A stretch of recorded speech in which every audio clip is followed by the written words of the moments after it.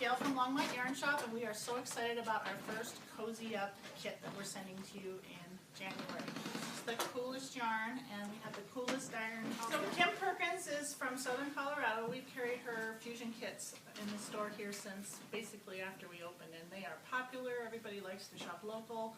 This is a Colorado yarn, and I'm going to have Kim tell you a little bit about the yarn, how to handle the yarn when it comes in your box, so that you can assemble it into your balls to make your project. Okay.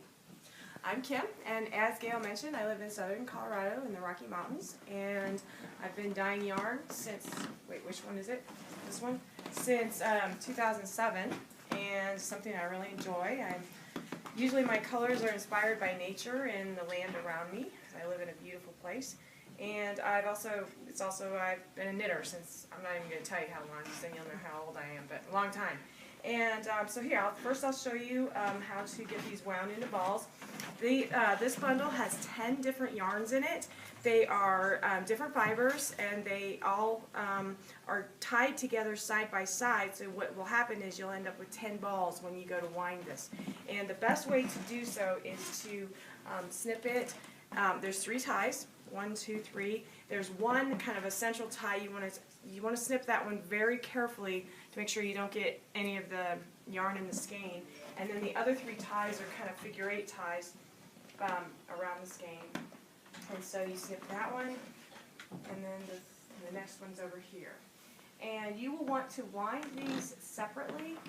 So when you take them apart, after the ties are snipped, you'll take them apart and you can lay them next to your dog, and grab these. And then just do one at a time, whether you're using a Swift or the back of the chair or someone's hands. You just want to do them one at a time. Oops, Gail, help.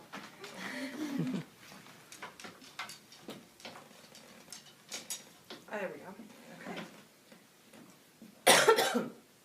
So, as you see, we've got one of the 10 here. No, I'm not really going to wind it, am I? No. Okay. So that's how you would put it on there. If you're doing it on the back of the chair, it would be the same way. If you don't do them one at a time, you're going to really risk having them tangle and wrap around each other. Ask me how I know. But it's definitely the best way to just do them one at a time. And then, like I say, you'll have 10 little cakes or 10 little balls, and you'll be ready to go. All right, great. So this is a big pile of Cat Mountain.